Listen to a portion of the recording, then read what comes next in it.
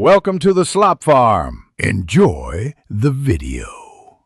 You start by verifying hardware so you don't waste time. Check that both your computer and external monitor have HDMI ports, and note HDMI version differences. Higher bandwidth supports higher refresh rates. Plug one HDMI cable into the computer and the other into the second monitor. If you have one GPU output and one onboard, choose the GPU first. Power on the monitors and the computer. Once done, make sure Windows or Mac OS recognizes each display and display settings before moving on. Now you configure how the screens work together. Open your display settings and look for multiple displays. Select Extend to create a larger desktop or Duplicate to mirror. Drag monitor icons to match left-right arrangement. This avoids cursor surprises.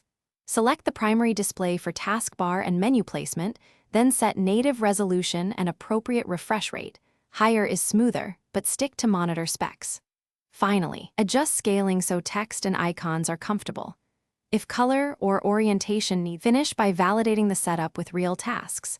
Drag windows between displays and play a short video to confirm smooth output. If a monitor isn't detected, make sure its input is set to HDMI, try a different HDMI port on the PC, or swap cables to rule out a bad cable. Update your graphics drivers if colors or resolution are wrong. One key troubleshooting tip: if nothing works, reboot with both monitors connected and powered. Many systems only enumerate displays at boot. Thanks for watching. Consider subscribing if we helped you today.